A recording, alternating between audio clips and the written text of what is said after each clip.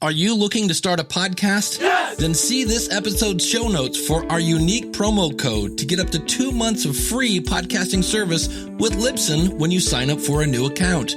Get your show on Apple and Spotify. Get helpful audience building stats and all the support you need to sound your best.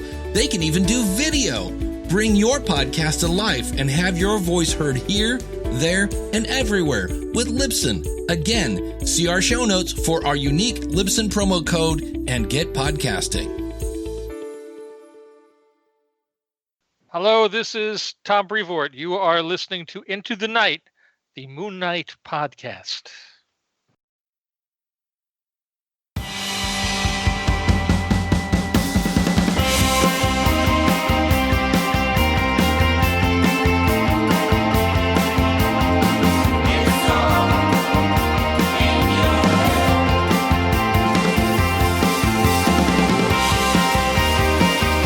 Yes, welcome back, Looney listeners. You are listening to Into the Night, the Moon Knight podcast. This is episode 343, and you're with your High Priest of Khonshu, Ray. Hello, I am flying solo. I am in the City of the Dead by myself. Rebecca will be returning, don't worry. She'll be back for a continuation of Jed McKay's run. But I thought since we are a little behind, would like to do a bit of catch-up. So I'm just recording this shortly after our discussion, or the discussion I had with Rebecca for Moon Knight 28. But like I said, this is, well, I don't know if I did say it or not, but this is a solo discussion on Moon Knight City of the Dead, issue 5. It's the finale to Pepose's really fun, really different Moon Knight run. So we'll get to that. But first of all, of course, a huge thank you to all our Patroonies and our Loonies as well. Thank you for keeping the lights on in the Temple of Khonshu, in the ITK Facebook group and Discord and other social channels. It's very, very well appreciated. Like we said in the previous episode, I've just been a little bit quiet over the last month or so, but, you know, life does kind of throw things at you that you just have to kind of take a step back, and you've got to prioritize where you need to. But as I've always said, very happy to be back, and there's no intent to give the game away or anything like that. You know, with things in life that come up, and it's certainly certainly different situations, there might not be a chance to regularly release episodes on like a weekly basis, but we'll try our best, and I certainly hope to get to some sort of regular recordings, regular discussions, as long as there's great Moon Knight content coming out. So yes, there will definitely be more episodes, hopefully, as we hurtle towards the end of the year. But having said that, of course, I mean, it's only just myself here. I'm on a couch here. I've got no video. I'm just kind of taking it easy. I've got Mike in hand. I've got a copy of City of the Dead issue 5. So what I want to do is just go through it, give my thoughts as usual, as per any Moonshine. And we do have some feedback as well. So always excited to shout out some Looney feedback, what you guys thought of the issue as well. So yeah, let's do it. Let's hit into our Moonshine for Pepose's finale to City of the Dead. Right, so here we are. As I mentioned, City of the Dead issue 5, release date 22nd of November 2023, with a cover date of January 2024. This final issue is called Vengeance Never Dies, and writer David Pepose, penciler Marcelo Ferreira, inker J. Leisten, color artist Rachelle Rosenberg, letterer VC's Cory, Petit, with cover art by Rod Reyes. We do have a couple of variant cover artworks or covers, variant covers by Jan Bazaldua and Federico Blee, and there's one by Phil Noto as well. We have assistant editor Martin Biro, associate editor Annalisa Bisa, editor Tom Brevoort. So, yeah, I mean, this is, as I mentioned, a very different Moon Knight issue. A very different Moon Knight miniseries with David Pepose. And if you've not listened to it, go check out our discussion with David a couple of episodes ago. I think it was episode 341. He was a fantastic guest. I think you can catch him on Capes and Lunatics, one of our brother from another mother podcast shows from the collective. So go definitely check out what David has to say there about Punisher, I believe, and Moon Knight. But but we're looking at this final issue as well. What I wanted to do, I'm coming fresh from reading it. I just want to hit on some major beats, I guess. And by way of synopsis, look, I'm going to assume everyone has read this by now. As I said, I'm a bit late to the party. November 22nd was when it was released, so it was a couple of weeks ago. But I always feel compelled that I must give some sort of summary. So, kind of in a nutshell, we have the final showdown with Moon Knight and Scarlet Scarab against Randall and his Legion of the Unliving. I think that's what they're called. All the while trying to protect Khalil, who is an avatar of Osiris. His physical body is being protected in the Midnight Mission by Hunters Moon, Reese, and Tigra. And Moon Knight is in the City of the Dead alongside Scarlet Scarab, and they fight. They fight the Jackal Knight, which is Randall's Spectre, who's vying for Osiris's power. What happens is essentially Khalil sacrifices himself to deprive Jackal Knight of Osiris's power. That kind of nullifies Jackal Knight because he's looking quite ominous and powerful. And Moon Knight defeats him, and he leaves the City of the Dead. So that's kind of like the overarching, overarching kind of story. But what I wanted to get into, where there were some really distinct beats to this issue, and I guess before that as well, overall impressions. Look, I really enjoyed it. I think this was quite a tight unit. By way of a miniseries, City of the Dead. I think David Pepose did a very, very cool job. He offered something different for Moon Knight. We got an explanation or an introduction of Scarlet Scarab in the Marvel Comics universe. And we were kind of in the corner of Moon Knight, which was Egyptology based and deity based, and that was really cool. And for anyone that's listened long enough to the show, they'd know that I'm really into like the mythologies of stuff. So that really lent into my interest. I love all aspects of Moon Knight, but that certainly did kind of stand out more for me as well. So overall, yeah, I really enjoyed it. I thought the art again was consistent. I mean, there were again some slight things that kind of make you look a little bit. And I know this is Marcelo Ferreira as well. He's the staple artist. He has a very much a Paul Davidson vibe to it. He reminded me a lot of that towards the end of the Bemis run, where some of the perspectives and some of the figures kind of looked a little bit gangly, but it's not necessarily a bad thing. But for the most part, Moon Knight looked awesome in it, so can't fault that. And of course the colours and the inks by Leisten was really good. Really did kind of add a lot of depth to Moon Knight. He was essentially, again as always, just shown as black and white. We know the texture that the likes of Cappuccio puts into Moon Knight, which just makes him look totally kind of otherworldly, which is awesome. This is very different. This is more of the Ferreira does more of the comic book style, but I really do like the colors. The colors and the inks. I think the inks and the use of the black and the shadow work really well. So one of the first beats I think that really stuck out to me was what happened is, like, everyone's fighting the Legion of the Unliving. Moon Knight is up against his brother, and of course there's some sibling rivalry there. And what happens is Moon Knight springs all his alters out as an army to fight Randall Spectre. At first, I'm a bit mixed on this. I appreciate it being a pretty innovative way that Pepose has done to highlight the altars, and I totally understand it is within the City of the Dead as well, so we're not talking like they've physically sprung out in the real world.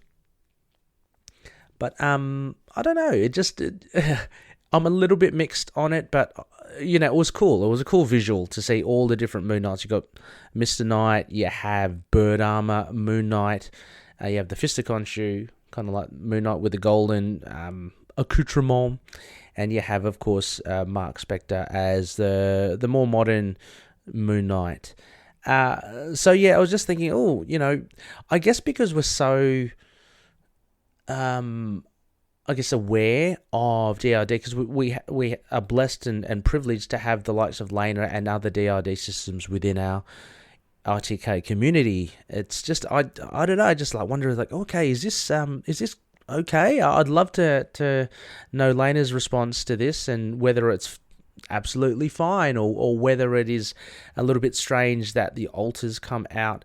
For the most part, it makes for an interesting dynamic, because then what you have is not only Scarlet Scarab in the City of the Dead, you have now Scarlet Scarab with multiple Moon Knights fighting the Legion of the Unliving, so they can kind of pair off against each other, and it gave me a little bit of a vibe of old school 90s, 80s comics, which was pretty cool, where heroes were facing off one-on-one against particular villains. So we got a sense of that. We got, I think someone takes out Master Sniper first, but I think Moon Knight did that actually, but Layla takes on the Black Spectre, but then you have Mr. Knight, in it as well, fighting someone in particular. You have Stephen Grant, who is the Fist of Khonshu version of Moon Knight, fighting Chainsaw, and then you have the likes of the Bird Armor Moon Knight taking on Taurus and Plasma. So that was pretty cool. Another thing that, just as an offside to this first, I'm going to call it beat, to this comic book issue, is the Bird Armor Moon Knight apparently is Khonshu. So I found that a little bit confusing, because visually we are shown essentially a Moon Knight in old relic kind of Egyptian armor, which we know from the Warren Ellis Declan Shalvey run. But here it's very much embodies Khonshu, the deity itself. So that was a little bit confusing, because Khonshu isn't an alter of Moon Knight. At least I don't think it is. It's very well established that Khonshu is a deity, pretty much as we see later. Osiris is a deity within the City of the Dead, and Anubis. So it's kind of been established there. So it was a little bit confusing, but I just rolled with it. It was pretty cool. I was actually looking forward to, when I first saw Bird Armor Moon Knight, to get, I don't know, something of like the ghost punching powers that it had, or something nifty to that ilk. But I wasn't expecting it to be Khonshu. And you can definitely see it there with the word balloons of, I'm going to again call it Bird Armor Moon Knight, which is apparently Khonshu. So that was a little bit confusing to me. And then we had, what I found interesting as well, we had Marc's alters in the different iterations of Moon Knight. So again, a little bit confusing, because it kind of leans more into the MCU, I guess, where you had in the TV show Stephen Grant as Mr. Knight, specifically Mr. Knight, whereas in the comic books, Moon Knight began as almost like a separate entity to the alters, and has been referenced as an additional alter to Marc Spectre. But now I think in Pepose's story, Mr. Knight and I'm going to call Fist of Khonshu Moon Knight with the gold bands and the and the Egyptian relics is Stephen Grant, and Marc Spector is the more standard Moon Knight. So sorry, Jake Lockley, I can't remember if I just said that. Jake Lockley is seen as Moon Knight, which is different. It's not Stephen Grant as Mr. Knight, which we saw in the TV show. Anyway, I hope I'm making sense. But anyway, there seems to just be a little bit of overlapping as to who's who, and yeah, it was... For me, it was slightly off, but again, it didn't really take away much from the enjoyment of the story. I guess my headcanon is that it's in the City of the Dead, so things can morph and anything kind of goes in that sense. But the action was fun. I mean, this whole issue was clearly just action, so that was a lot of fun. And as I said, pairing off between Plasma, and you have the likes of Taurus and Black Spectre. You eventually get, the big bad, the big boss coming in, Jackal Knight, to, tip the scales towards the bad guys. At the moment, during the comic book series, he has that power of Osiris. He's tapped into it. He's kind of drawn it from Khalil, and Khalil is on death's door, so to speak. So he's really having the measure of Moon Knight there. What was really cool, we see, is a bit more of Scarlet Scarab's power and what she does. And again, this is probably because of the duration between when I read issue 5 and issue 4. I know that her powers with Talwaret can alter architecture within the City of the Dead. And she put this immense kind of focus in holding back the entire city. When Stephen Grant said that, dear Lord, she's actually doing it, Layla's holding back the entire city, I couldn't actually remember what Jackal Knight was doing to the city. I guess he was trying to tear it apart. But, from this, we just know that Layla was exerting some great strain, but it was showing like a colossal amount of power that she wields, which was pretty good. Pretty cool. So there was a little moment there. There's also, I'm going to jump to it because I'm flicking through these pages as we go ahead, and it's brought up more towards the end, but it pops up a little bit in mid-fight here. It's again the sibling rivalry between between Jackal Knight and Moon Knight, and Randall again kind of highlights his frustration at Marc being, the beloved firstborn, the favorite one, but then he turns his back on it, and then he has this huge gripe that Khonshu chose Marc to resurrect Marc, rather than give himself, Randall, who Marc killed, a second chance at being resurrected. He's got a massive grudge there, not only against Marc, but against Khonshu. One of the big beats here, again, was, and I think Pepose adds a lot of these big moments in this issue, which I've got to identify, is towards the end, where Marc highlights that he went out of his way to try and save Khalil, because Khalil reminded him of actually Randall, his younger brother, which was a huge admittance to Randall, who was at that stage towards the end of the comic quite a broken person. So there's that kind of familial bond and love that comes through to Marc, and I thought that was pretty cool. It kind of was always there, I guess. I mean, everyone anyone who's read Moon Knight knows that Randall Spector is obviously Marc Spector's brother. So I think I had that in the back of my mind with Khalil, like, a young boy.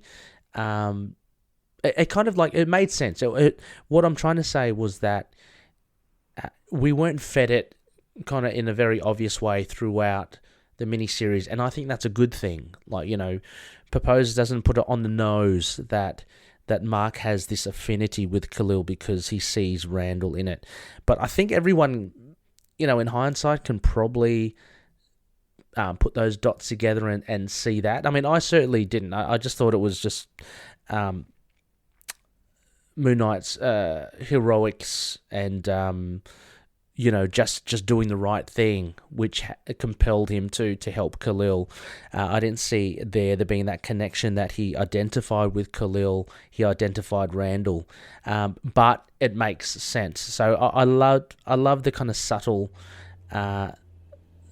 use of that from Pepose, and then him just mentioning it towards the end of the issue, and you kind of go, yeah. I don't know. It just made me feel very satisfied with it. Yeah, albeit it's 5 issues. I get it. So it can seem to be a little rushed and maybe forced, but I think it was really well handled by Pepose. It's absolutely just not kind of hammering that point home throughout the 5 issues, but just telling us something that we kind of perceived in some way. So I guess that's what I'm saying for that. So that was cool. As we go through, so going from that nice little subtle point to something that I don't know, I just find didn't work for me, though again I can totally understand why Pepose did it and to kind of move the story forward, and it fits perfectly in the puzzle of the story and the creation that Pepose has done. But it is Khalil killing himself in order to save Moon Knight and to save everyone else. We're talking about a fictional character here, but I mean, just again, the way it was framed with Khalil being your just everyday, just like very innocuous civilian.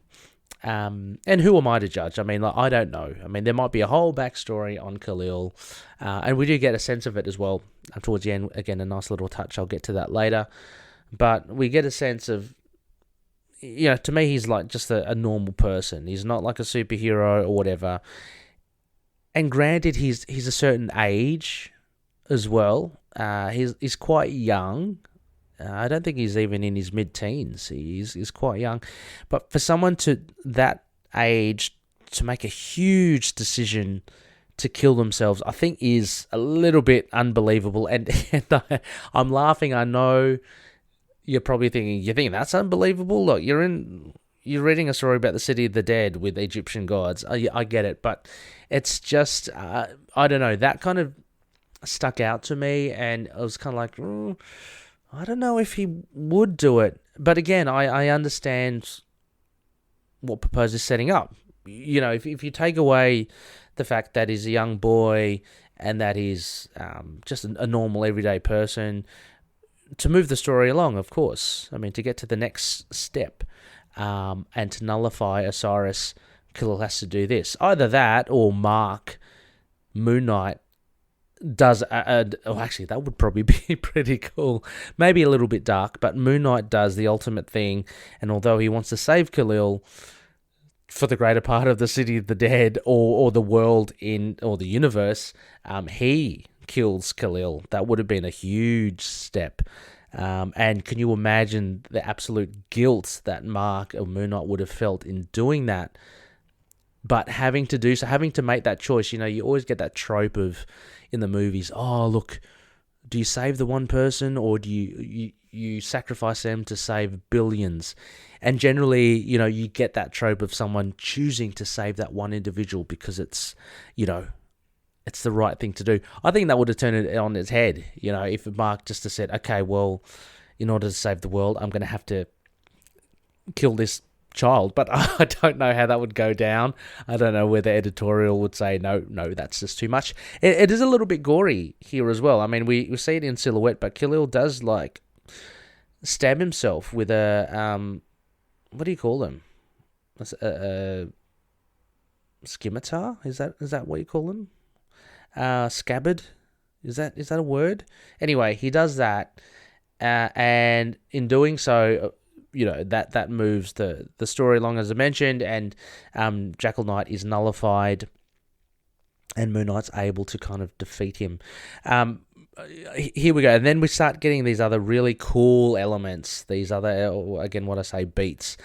We get the first look at Osiris, the deity within the City of the Dead. Very cool. He reminds me of, look, I'm not a DC reader at all, but just from things I've glanced, he looks like, is it the New Gods or something? It says that Jack Kirby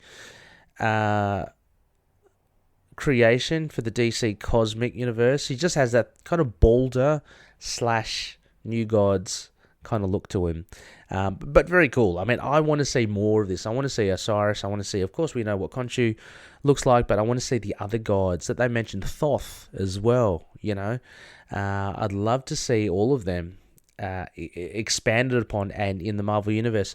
We have this kind of New Gods thing from Hickman, and I'm hoping... I'm not following it, but I probably will retrospectively read it. But I'd love to, to see more Egyptian gods. So that was a big standout for me, and quite a powerful god of death and rebirth. And what Osiris does is, basically, we see towards the end, grant life to not only Khalil, to bring him back to life, but to also Khalil's brother, which again... I totally forgot. I think it was mentioned maybe in the first issue about him losing his brother.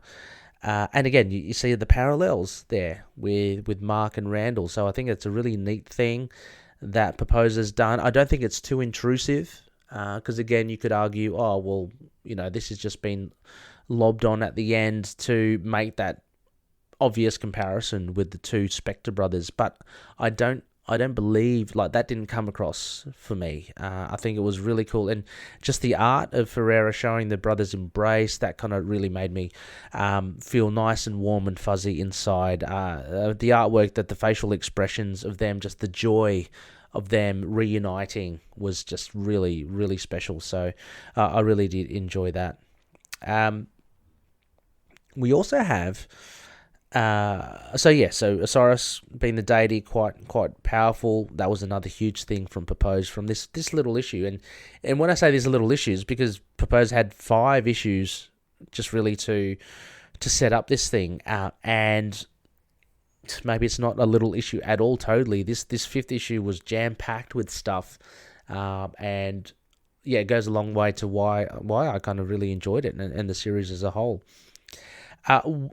One of the mixed things that I have with what Pepose does bring in here is it reminded me a little bit of Ang Lee's Hulk and of Ghost Rider's Penance Stare, but it's when Marc, in order to kind of really defeat Jackal Knight, he thrusts his like metaphorical heart and his life into Jackal Knight and say, you want my life? You're jealous that Khonshu resurrected me and I had the good breaks and you had no breaks in your life. Okay, you can live my life. And he gives it to Jackal Knight, and there's this moment where Jackal Knight's going through it all and going, oh, it's too much. There's data overload. He suffered, like Marc suffered a lot. And again, that's something I think that's really interesting that Pepose has raised again, because we know, the first thing I thought as well was that thing about him not defending a blow and Taskmaster not wanting to imitate his fight style, because Marc's very much a nihilist in a sense that he very much a self-fulfilling prophecy as well, kind of goes round and round as well. But anyway, so he suffers a lot. We know that, and we know the massive, the blood on his ledger, the massive guilt that he has, which was really well shown. I think it was in it might have been issue 3 or 4 that we covered. And then that kind of connecting with what I kind of scarily mentioned just a moment ago about, imagine that if Marc's got enough guilt as it is, what if he is the one that sacrifices Khalil? I mean, that would have been huge. Anyway, I found though, look, it's a bit weird. I couldn't see that as being something that was weaponized for Moon Knight. I mean, McKay has kind of done that. He's alluded to that as well in the early issues of his run, where Noah was it? Sorry, not Noah. I was about to say Noah Hawley, where Hawley, that mutant, enters Marc's mindscape, and Moon Knight knows. We've seen it. Moon Knight knows that his mind is just so ill-balanced or whatever that people can't handle it. This is kind of like that, but different. It's not to do with the DID that he has. It's more to do with his life experience. And what Pepose is saying here is that it's so overwhelming. Like there's this burden that Marc carries that is too much for anyone else. Again, I don't know. It's a good technique. I just think we've never really seen that before, and that again, that's a big risk. That what if Randall had all that input and went, okay, yeah, so this is your life? Like, mine's heaps worse. Yeah, so, but again, it stood out for me, and it was interesting the way that was how Randall was defeated. And then that ties in and kind of circles back to what I mentioned before about how Marc saying, well, I protected Khalil because I saw you in him, Randall, and I love my brother. So that was quite touching. The only other final, I guess, points here that I thought were really worth mentioning was this thing of, I thought it was pretty sad, and I kind of enjoyed it. It was the saying goodbye to Layla, because she's kind of bound within the City of the Dead. She's bound as the Scarlet Scarab and to be the avatar of Tawaret, to guard the City of the Dead.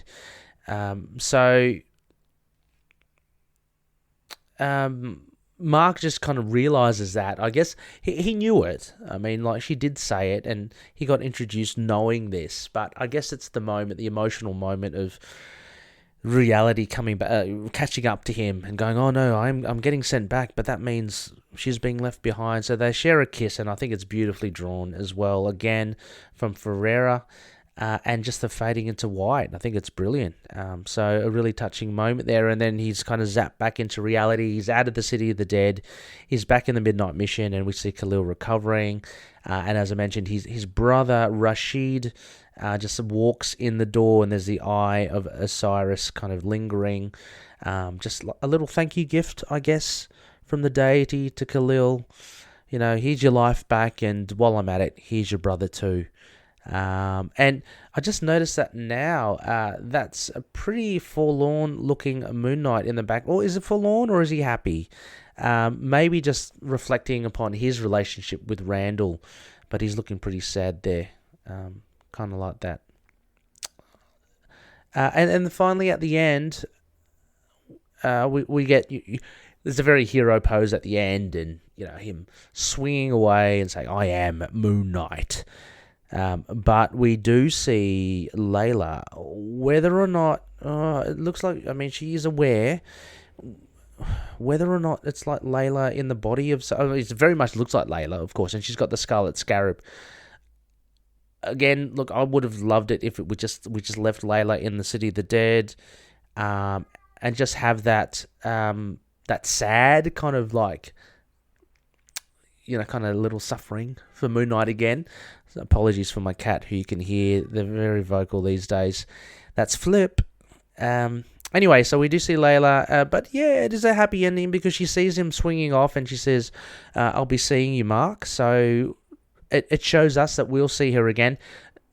I don't think that was necessary. I think we know that she's around in the universe, and there's that hope or the possibility that she'll pop up again.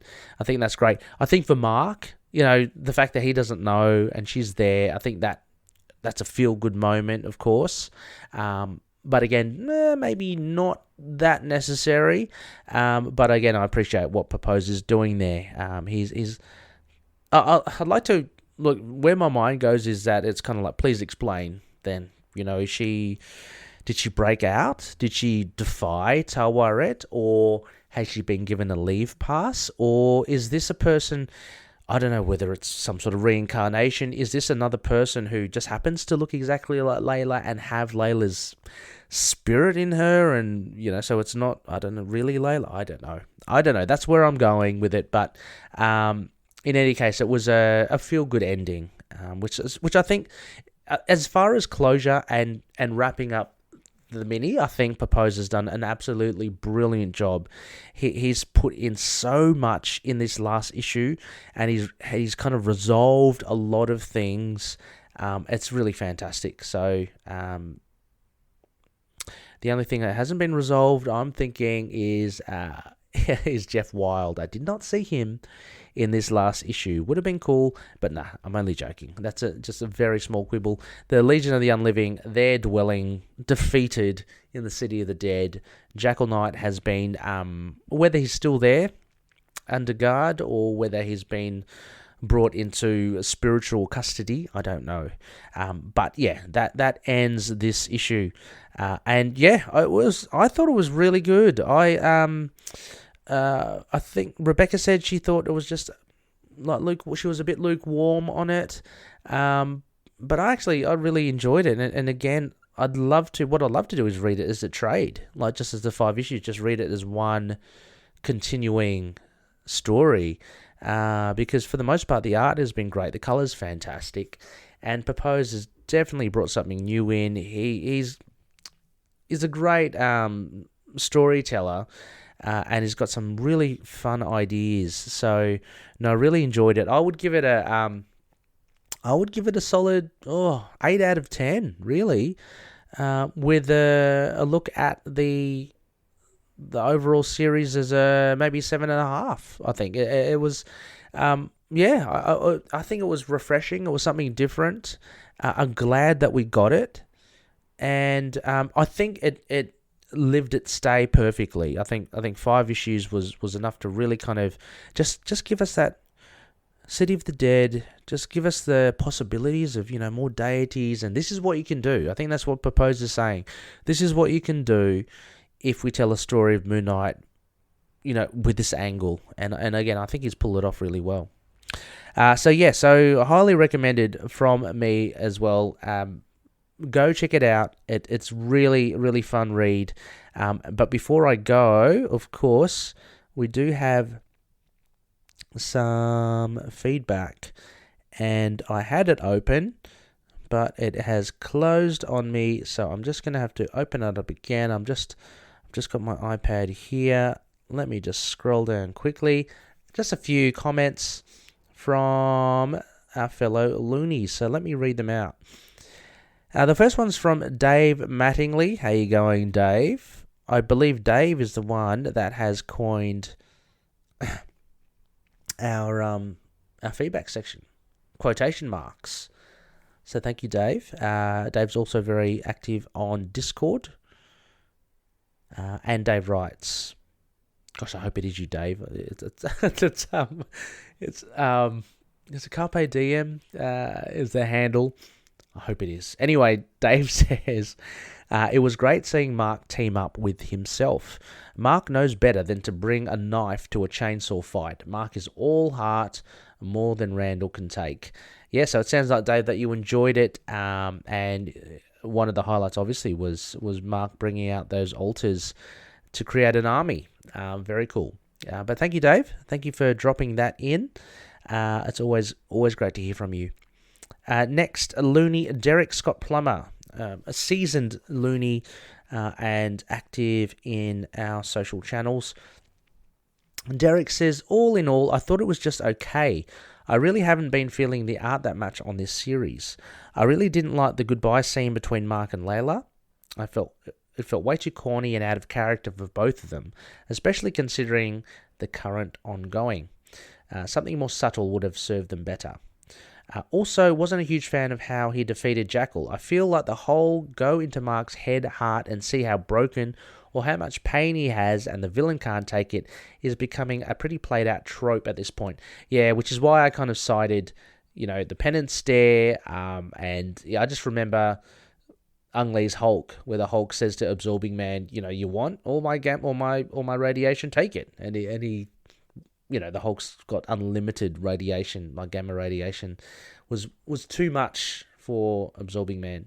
But you're right, it is a bit tropey, and that was one of the points I felt. Yeah, I felt a bit. It didn't fall totally in place for me as well. But thank you, Derek. And Derek continues to say, but in the end, I do like how they introduced Layla, as I do think she's a cool character from the show, but she does feel unique amongst Moon Knight's other supporting characters. Yeah, agreed as well. Like, she's super strong. And the fact that she's the guardian of the City of the Dead is pretty distinct too. I'd love to see her. I mean, we get the glimpse of her at the end, so there's a possibility she'll be in the land of the living. It'd be fun to see her mix it with other characters, like, I don't know, off the top of my head, Hawkeye or Captain America or the X-Men. That would be cool. But thank you, Derek. Thank you for that. And finally, from one of our valued patronies and long-time Looney, Mario Digicom, and Mario says, I'll be honest, as a standalone Moon Knight story, it was okay. Not great, just okay. I like that he did it all for an innocent, and Layla is a fun character that I'd like to see more about. However, in the context of the existing run, shoehorning Layla into his backstory as his primary motivation doesn't really work. Now, that's a good point, Mario. That's often a problem with retcons like this, revealing a major character motivation that arguably should have been mentioned at some point in the past, but couldn't because the character didn't exist, sort of breaks the realism. Yeah, I mean, it's not like it's the first time it's happened as well, but I agree with you, Mario. It is a little bit jolting, but yeah, exactly. Mario continues, especially since it's been made very clear that Marc sees the mission as a calling, not penance for actions he did X years ago. Frankly, angsting about the past grew tiresome for me. That's what Mario said back in the 90s. Yes, I can see why other people might like it, but it's just not my thing. Fair enough, Mario. Yeah, that's cool. Yeah, that is a good point about retconning Layla in the past, and why she's never featured before. Yeah, I mean, in the context of this, so I think, Mario, if you're saying as well, because basically Jed's done that as well with the origins of the Karnak Cowboys, and I think David Pepose is kind of, they've both kind of done that, which, obviously must have been a direction from editorial, from Marvel, saying, we need Layla in the comics, how do we do it? And it always is a risky thing that they are inserted into the established origin of a character and being so important, but somehow never mentioned up until now.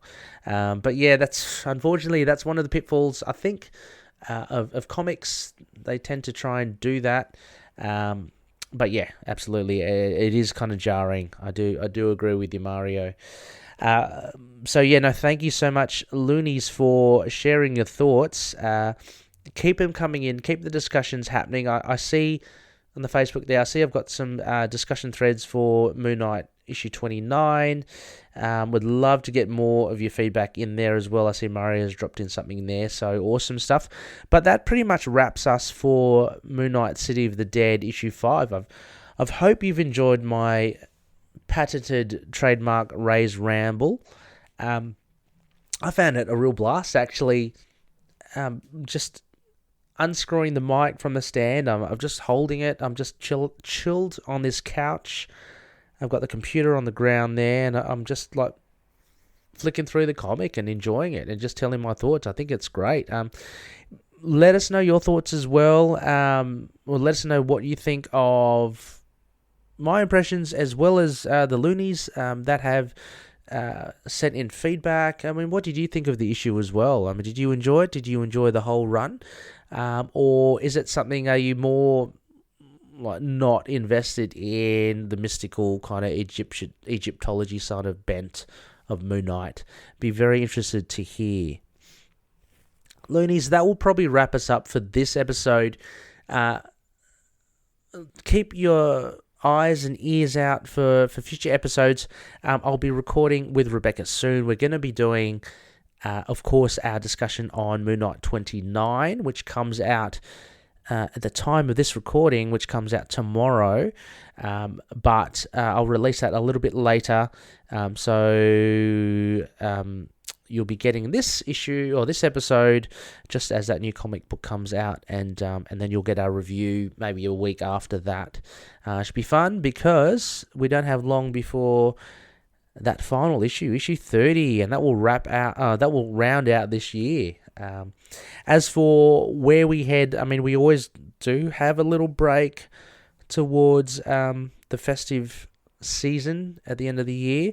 Just to let you know, at least myself, I'm not sure Rebecca's plans, but we will be, as a family, traveling, going on a little bit of a holiday, not overseas, just up the coast.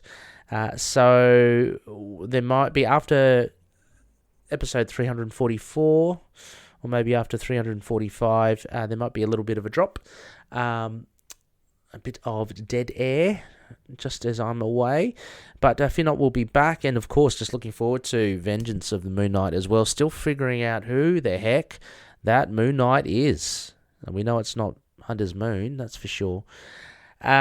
Yes, so thank you once again, Loonies. Thanks again to the Patroonies. Thank you so much for all your support. I have turned the tap off for December, so very highly appreciate your support. Thank you so much, and probably resuming patronage in the new year. But again, just towards the end of the year and due to our inactivity, just wanted to turn that off, and but still very, very much appreciate you. Just, the fact that you're listening and sending in feedback and just interacting with other Loonies. It just makes the community all the more enjoyable. As mentioned, I think I forgot at the top of the show, huge thank you to our sponsors, CLZ Comics and Dreamland Comics from Schoenberg, Illinois. I might look to refresh our sponsors. Absolutely love both Dreamland and CLZ, as I'd mentioned before.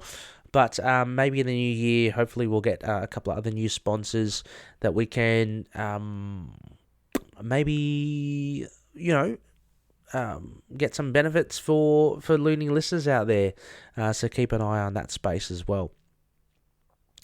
That's it from me, Looney listeners. Thank you so much for listening. I'll be back with Rebecca again for our next episode. Tune in, and until then, may Khonshu watch over the denizens of the night. Catch you later.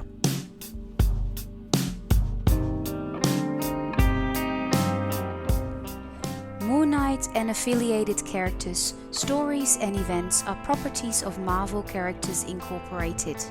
Materials used and discussed within the podcast are intended for critique and review purposes only under the fair dealing concept of the current Copyright Act. The views, information or opinions expressed during the podcast are solely those of the individuals involved and do not necessarily represent those of the copyright owners.